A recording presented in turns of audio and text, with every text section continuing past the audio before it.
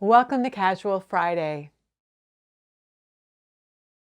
Hi, I'm Roxanne Richardson, and this is my weekly Casual Friday podcast. If you'd like to jump right to a specific point in the video, you can tap or mouse over the video playback area of the screen to reveal the chapter titles and starting points of each section. In this week's podcast, I have tidbits and I have an extensive update on my 1940s vintage sweater project and the modifications I'm planning for it. So let's get started. This first tidbit is from Not for Scott, also known as Elizabeth on Ravelry. And then I also got a link to it from Michael on Twitter. So this is an article that appeared in the Otago Daily Times in New Zealand.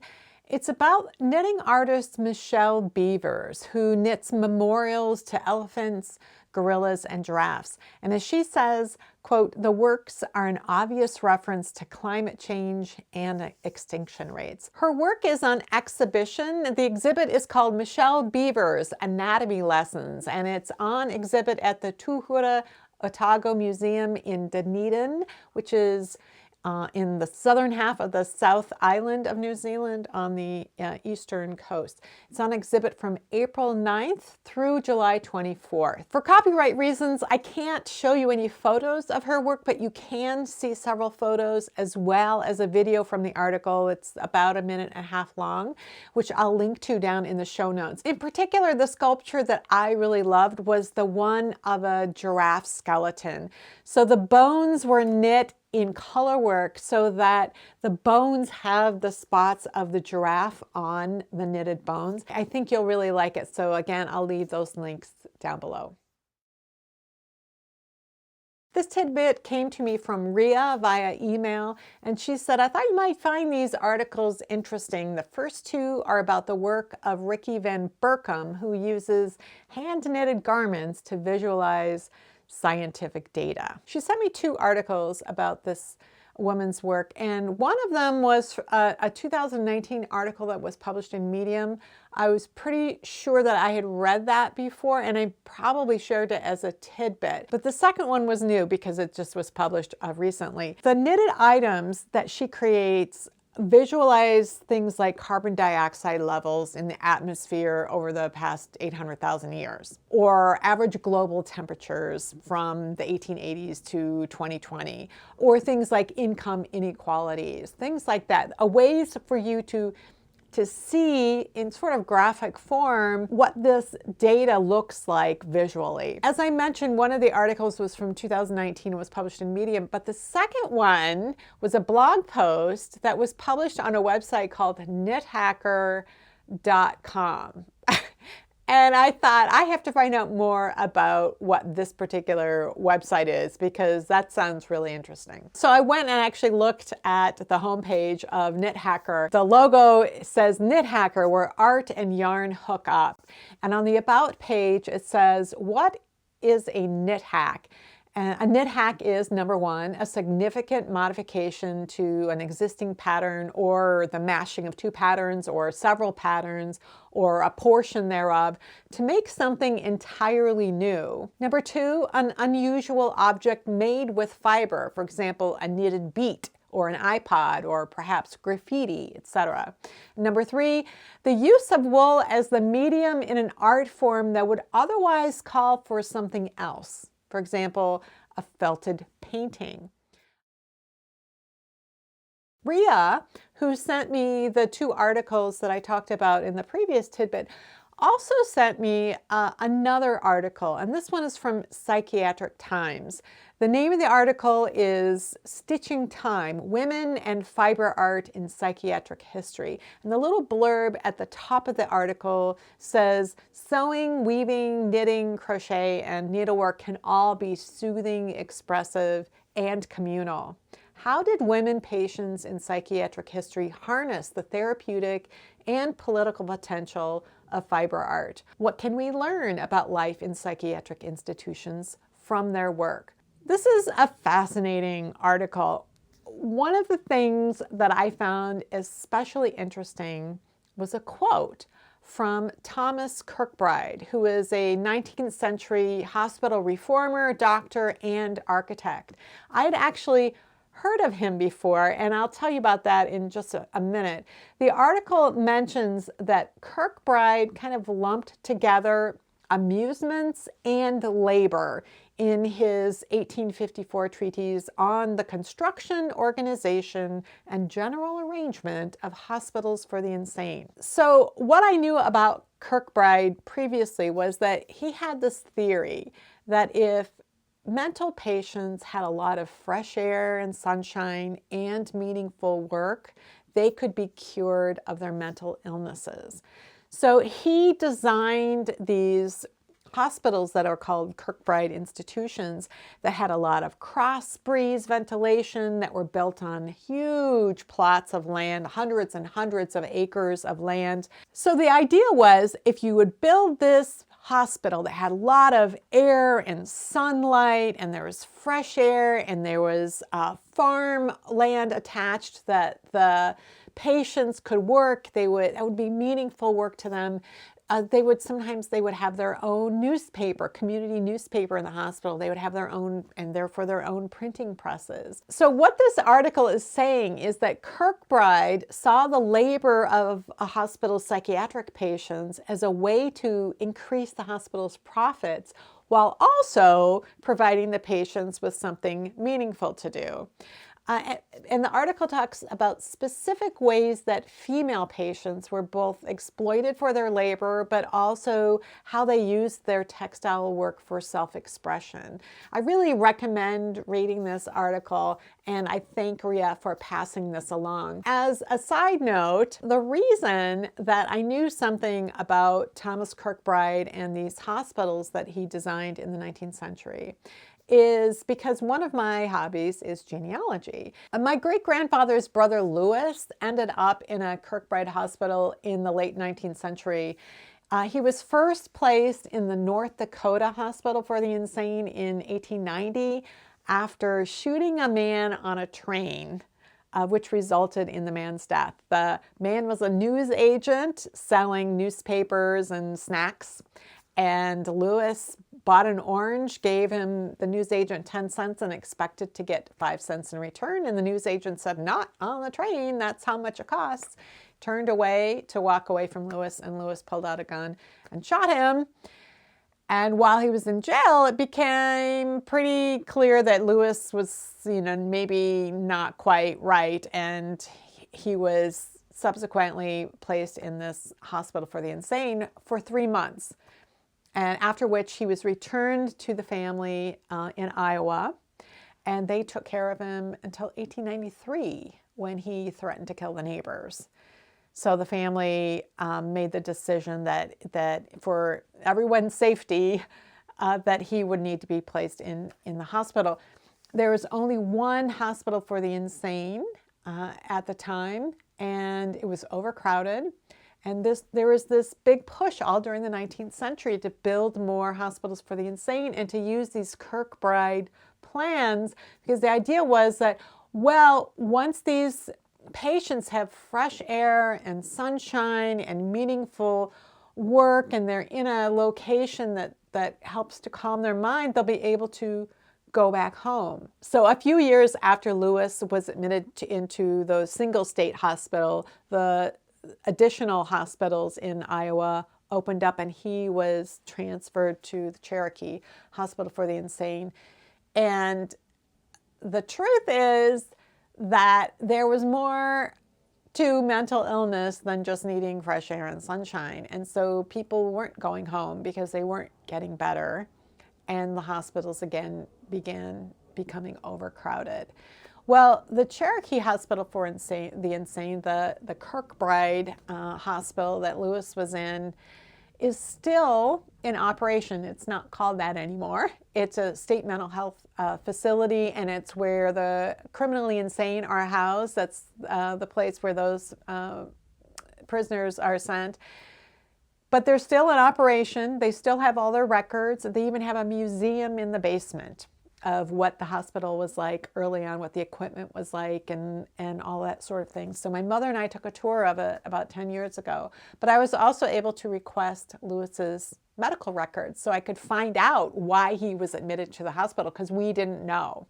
And that was what made me find out that he had shot a man on the train, and to find those newspaper articles about that. What his records said, the diagnosis that was on there, was that he had dementia praecox hebephrenic, I think is how they phrased it. That's what today we would call schizophrenia. It's very unlikely he would have been diagnosed with that when he was first sent to the hospital in 1890 or 93 or 95, because it was just being described back then. But by the time that of his death in 1915, they would have figured out what his illness was, and he couldn't go home. This is something that takes a lot more than fresh air and sunshine. But I'm so thankful for to Rhea for sending this article, because it gives me more context about what was going on in those hospitals for the insane back in the 19th century, and it gives me more context to my own family history as well. I'm back to work on Harlequin, which is my 1940s vintage sweater. I knit the back and the first sleeve back in January, and I just completed the second sleeve the other day, and I'm about to start the front. As most of you probably know, this sweater is part of a long-term project to knit a sweater from each decade, from the 1890s to the 1990s. The purpose of the long-term project is to understand the evolution of the hand-knit sweater during this time period in terms of construction methods, techniques used, the materials and tools called for, as well as how the pattern itself is presented to the knitter. So I choose the pattern I'm going to knit for a particular decade based on what there is for me to learn from knitting that sweater. And I'm specifically looking for techniques and constructions that are new to me. My absolute favorite thing about knitting is the scope of what there is to learn, the possibilities. And I want to learn something new with every project. If I have a choice between a sweater I know I will want to wear, but which teaches me nothing new, and a sweater I don't think I will wear, but will teach me something new, I'm going to choose learning something new every time, particularly for this particular long-term project. Now, Harlequin is a bit different from the other sweaters I've knit so far because it was selected in collaboration with Billie from Show and Tell Knitting. So Billie is interested in vintage style, so her goals for selecting a sweater pattern are more fashion-based. She certainly wants something that is interesting to knit and maybe teaches her something, but her selection is going to be based on something that she will actually want to wear. You know, the way a normal person would select a knitting project. We chose the pattern back in, I think it was September, late September, early October. And we did several video segments together talking about how we chose the pattern, and then one on our color selections, and then another on the modifications and the techniques that we were using to make the sweater, that sort of thing. So I'll leave links down in the show notes to the Casual Friday episodes that have those segments that are related to those discussions. And I'll also leave links to her channel and the discussions that we had that she published on her channel. So my video segments tend to be about 5 to 10 minutes, and they're part of a larger Casual Friday podcast, while her channel will typically present the full discussion on some, like an hour-long discussion that we would have had about whatever the topic was. Typically, the modifications that I have made in these vintage patterns have had to do with size adjustments.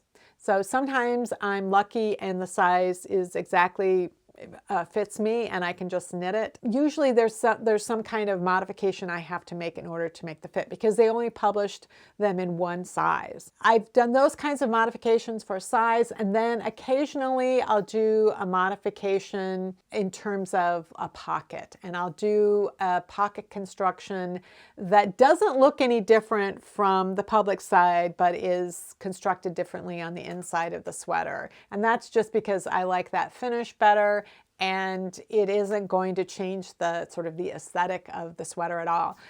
But for this particular sweater, I wanted to make a modification to the neck, and Billie did too. Neither one of us liked this straight across neck. Now, Billie doesn't have the actual pattern. The pattern is from the April 1949 issue of Stitchcraft magazine, which was a British publication. Billie is using a different pattern to provide the silhouette she wants and the 1940s shoulders and the neck that she wants. And then she's applying the triangle motif from Harlequin to her sweater. But I have a copy of the actual pattern, which I got from the archives of the Knitting and Crochet Guild of the UK. So as a member of that guild, you can request particular patterns from their archive for personal use. They'll send a digital copy of it. For me, it's really important because I'm doing this project of kind of studying the evolution of sweaters and sweater patterns. I want to be able to read the original pattern. That's where I discover the interesting construction methods that might be incorporated that you wouldn't necessarily see just from looking at the photo. I want to see how the instructions are presented and what the construction methods that are included. And by reading through that pattern, I can learn things about the construction, like I said, that just wouldn't be obvious from looking at the photo. Now, one of the things I do before starting a vintage pattern is to create a schematic so that I can see what the original shape of the sweater and the dimensions actually are. As you get further into the 20th century, they do tend to give you more and more information about things like stitch gauge and row gauge. It takes them a long time to give you row gauge. They will give you information about the bust size that this garment is meant to fit. They've always done that in all of the patterns.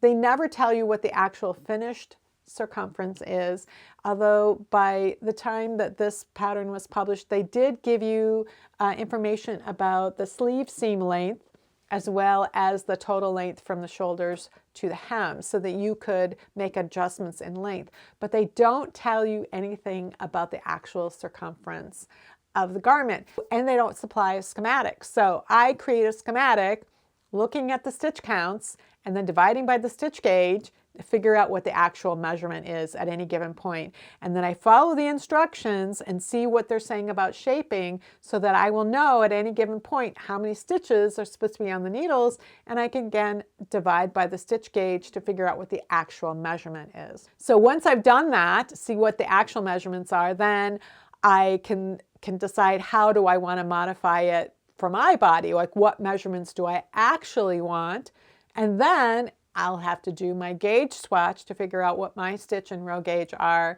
and then figure out what my stitch counts need to be in order to make this sweater in my size.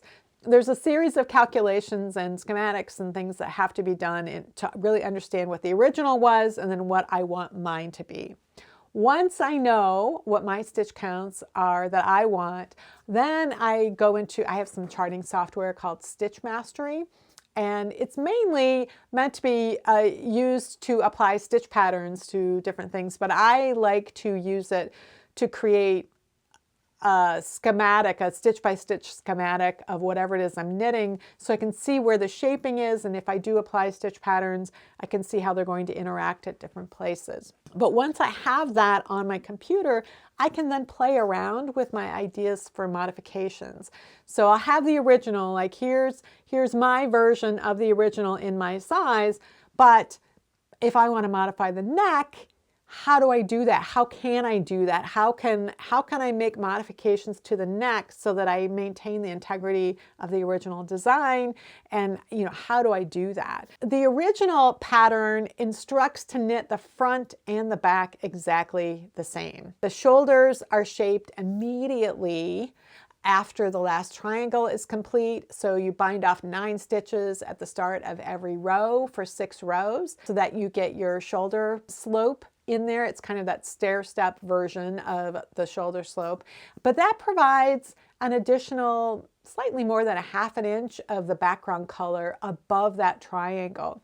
So now that those shoulder stitches have been bound off, you're left with the neck stitches. And the instructions for this pattern are to continue knitting those neck stitches in stockinette for another inch and then bind them off. And then what you do is you fold it to the inside of the sweater and you sew it down. So that is going to give you kind of a mirrored edge to the hemmed edge that you have for the body and the sleeve cast on. So it's an interesting neck treatment that I hadn't done before. I was all set to do that, but the trick was not only how do I shape a neck and maintain the integrity of that triangle design, how do I create that neck shaping and also be able to knit an extra inch of fabric that I can fold under? That was the puzzle that I had to solve.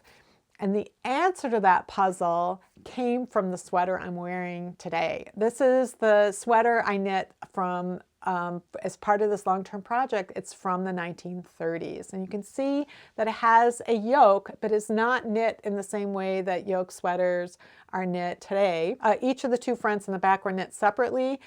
And this shaping that you see right here next to the neck was not done with decreases. There was no vertical edge there that I picked up stitches for in order to create the neck.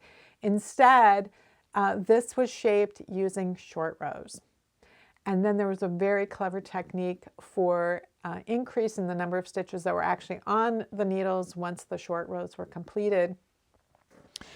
But it resulted in having all of these stitches at the base of the yoke were all live stitches. Nothing had to be picked up. Everything was maintained, and I thought it was so clever. I'd never seen anything like that. And it turns out that as I was corresponding with the archivist at the Knit and Crochet Guild of the UK, and I was requesting a lot of different 1940s patterns. It was before I had settled on Harlequin, and I was seeing a lot of things I liked, and I was requesting copies of them because that's a privilege that you have as being a member of the guild.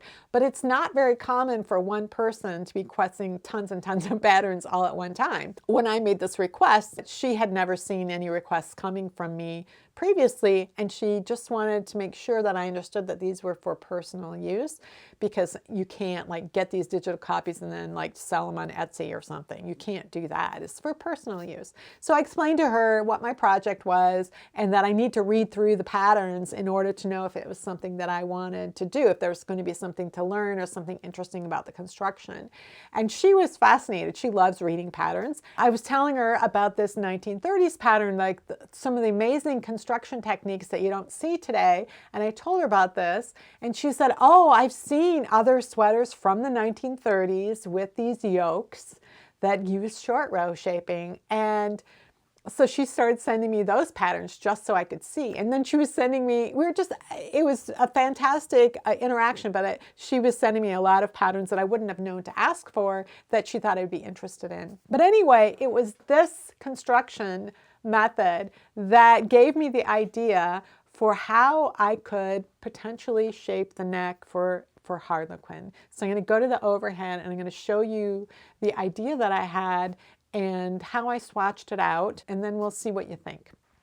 Before I show you my idea for the neck, I want to show you the 2 sleeves. So this is the first sleeve, the one that I knit back in January, and I washed and blocked it.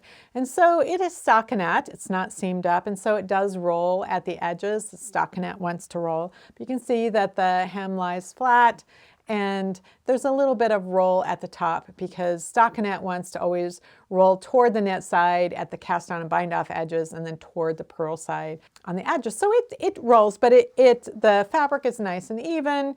So this is the one I just finished.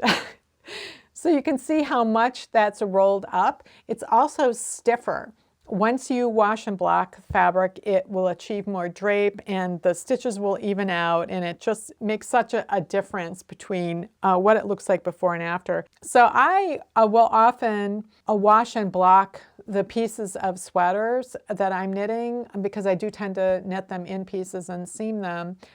But even if I'm knitting them all in one piece, I will wash and block periodically throughout the process just to make sure that things are going to work out the way I think they are.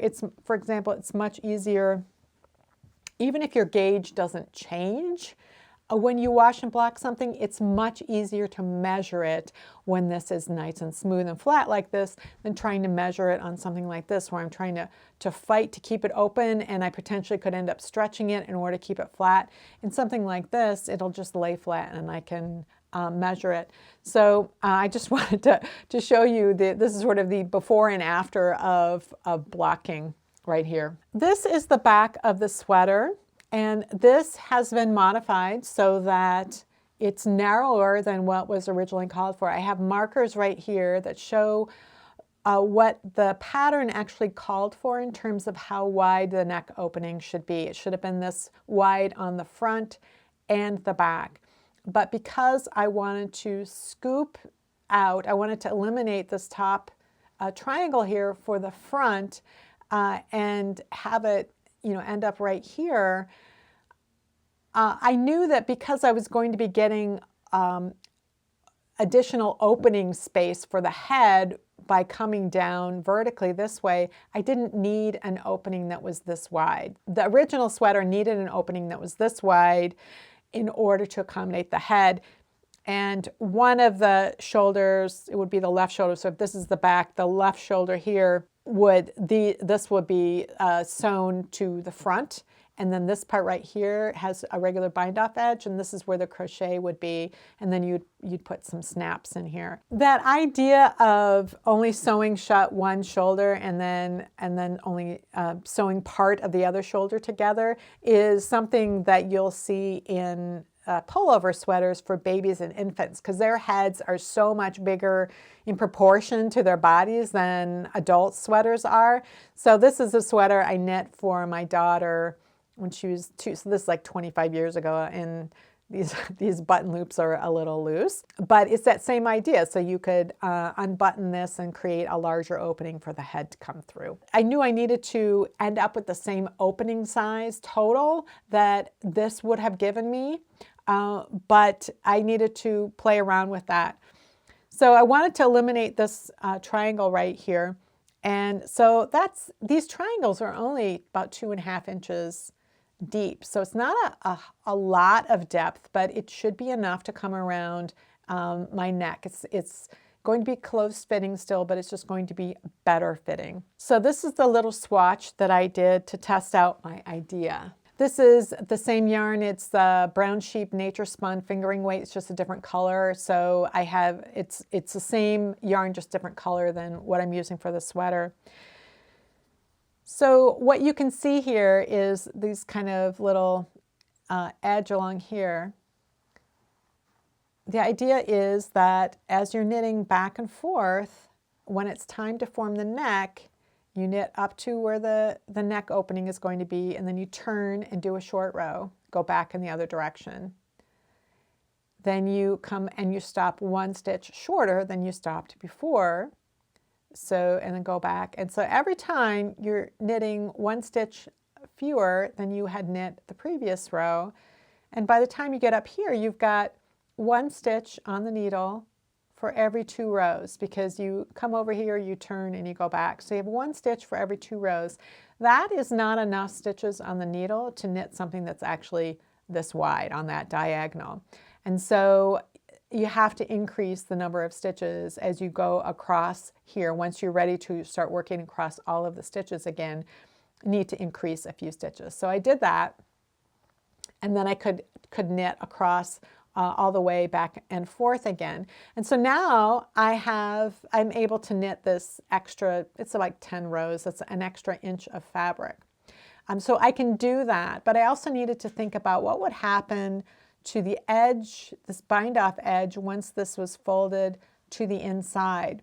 So you're going to have this neck circumference right here, but then the bind off edge is going to be out here and it needs to be longer. So after I got about halfway through those 10 rows, then I did a few increases in order to help make that bind off edge a little bit longer. And so this is going to fit. So this straight part is what it looks like over here. And let's see. So it's going to look like this, and then of course this side will come up as well on there. And of course I'm going to have to do this shaping. I'll be doing the ending shaping of this at the same time that I am doing some shoulder shaping. So I'm sure I'm going to run into some complications while I'm doing this. But I think that this is going to work. It's going to maintain that idea of the folded over hem that the original had, and it's going to use the concept that would have been known in the previous decade for doing neck shaping that would have been used in yoke sweaters.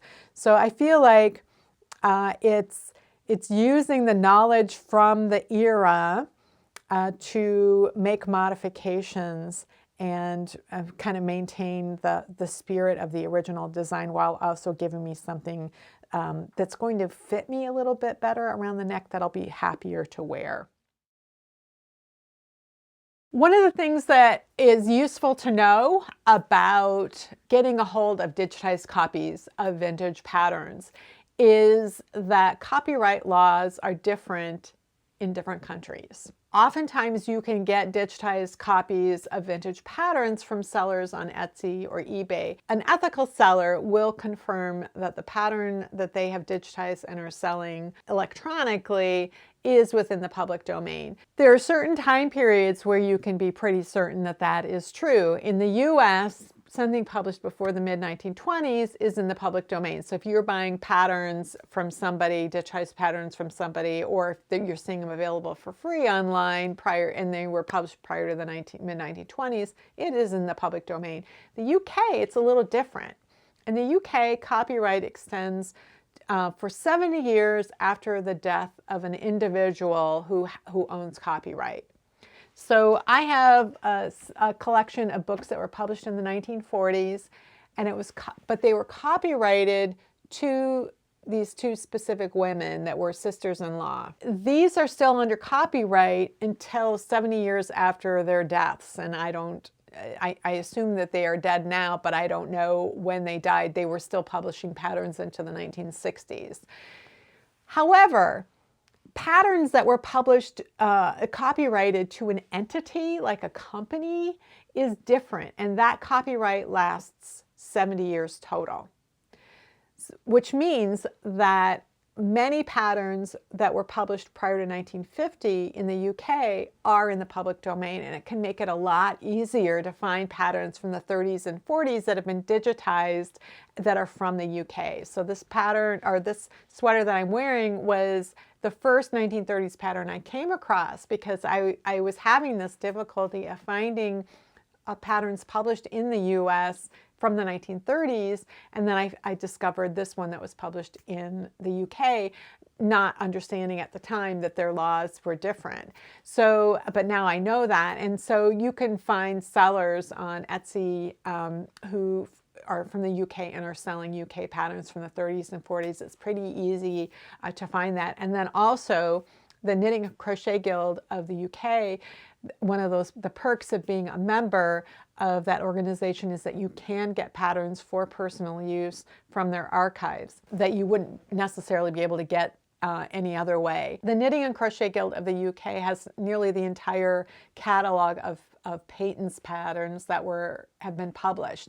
And they have given the archives permission to give its members a copy of any one of its patterns, even if it's something that's from more recent years. So I've gotten, for example, a knee sock pattern that was published in the 1960s. So that one is still under copyright, but because I'm a member of the Guild and they have this agreement with the Guild, I was able to get a personal copy that way. If you are interested in knitting things from the 1930s and the 1940s and you can't get a hold of physical books, digitized copies are more likely to be available to you if they were originally published in the UK. So that's just a tip for anyone who is interested in knitting sweaters from the mid-20s to 1950. It can be a little trickier to find US-based patterns, but you might have more luck finding things from the UK. Well, that's it for this week's Casual Friday. If you like this video, please give it a thumbs up. If you're not already subscribed, please consider doing so. If you have any comments or questions about today's video or suggestions